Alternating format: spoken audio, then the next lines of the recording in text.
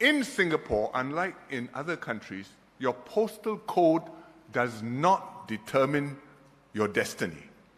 In Singapore, we measure everything, including frequency of breakdowns, reliability of service, and we know that nowadays our trains are as reliable as or better than most other MRT systems in the world. Surveys rank it amongst the best.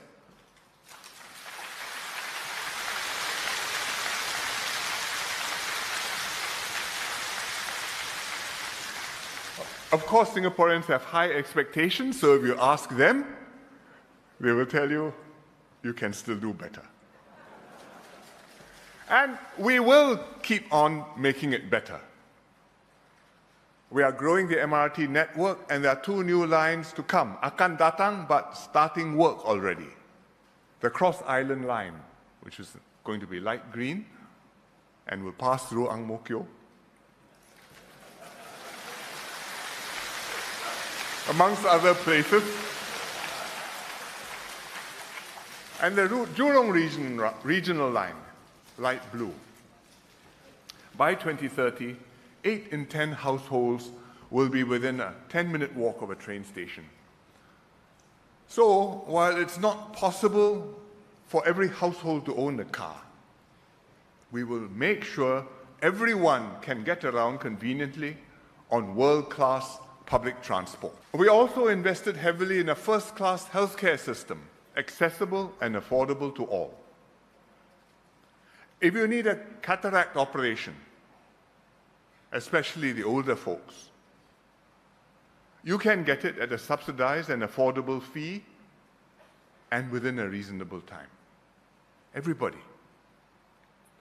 If you have suffered a heart attack, that you can't wait a reasonable time. Every second counts.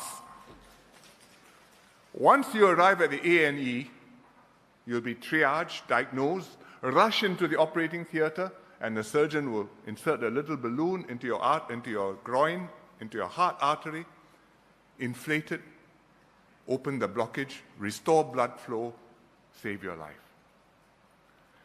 In Singapore, all this takes on average about 50 minutes. This is what they call the door to balloon time. Door, you enter the A&E, balloon, the little balloon inflates, your heart muscle is saved, your life is saved. 50 minutes on average in Singapore. The international standard for this, door to balloon time, is 90 minutes. So if you have an emergency, the system is there to take care of you. If the country has an emergency, we will make sure the system is there to take care of it too. Because we've kept the healthcare system up to scratch, we've tuned it up after COVID, and we want to make sure that if another pandemic like COVID hits us, we can be more assured that we'll be ready to take the load and see everyone through safely. We made sure that every child can benefit fully from our school system, whatever their family circumstances. No one drops out today because he or she cannot afford the fees or needs to work to support the family. We poured a lot more resources into preschools and infant care. We upgraded the preschool profession, created many more places, and increased government subsidies to make the fees very affordable to every family. In fact, for a low-income family, if you go to an anchor operator kindergarten, it can cost you $5 a month, thereabouts. We are determined to give all our kids, regardless of their social backgrounds, the best start in life, beginning as early as we can.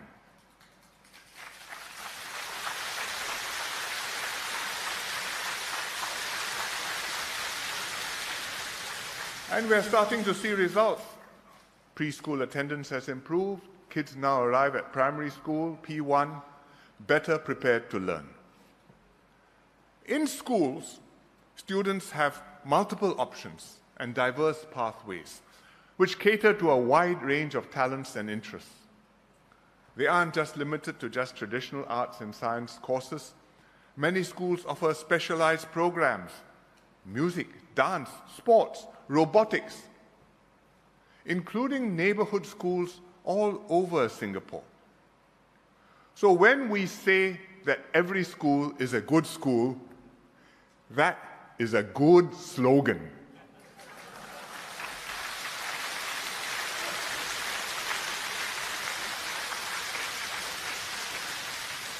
Not every slogan is a good slogan, but in Singapore, every school is a good school. And it's a good slogan because it contains a lot of truth. In Singapore, unlike in other countries, your postal code does not determine your destiny. What do I mean?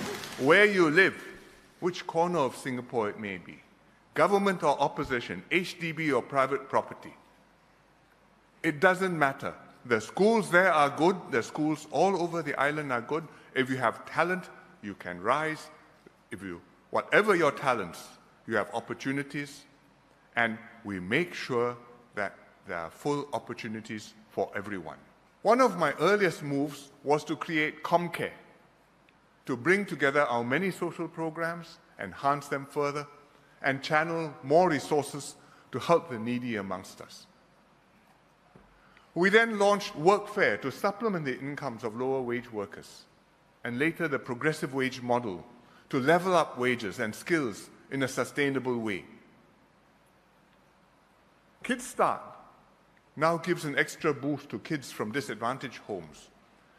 Comlink Plus works with vulnerable families in rental flats to uplift them and get them back on their feet. We strengthen other components of our social safety nets too. MediShield Life to protect all Singaporeans against large hospital bills for life, regardless of your health condition. CareShield Life to provide basic financial support if you become disabled and need long-term care. CPF Life to improve retirement adequacy and make sure that workers and your families will be provided for in old age. Silver Support to help seniors who had lower incomes during their working lives, or perhaps they were homemakers. The Majula Package for 1.6 million young seniors who carry heavy family burdens. And we've taken care of the Pioneer and Merdeka generations too, to whom we owe so much. Equally important, we empowered and mobilized activists and volunteers who care very much about building an inclusive society, not just to feedback and demand services, but also to step forward and do their part.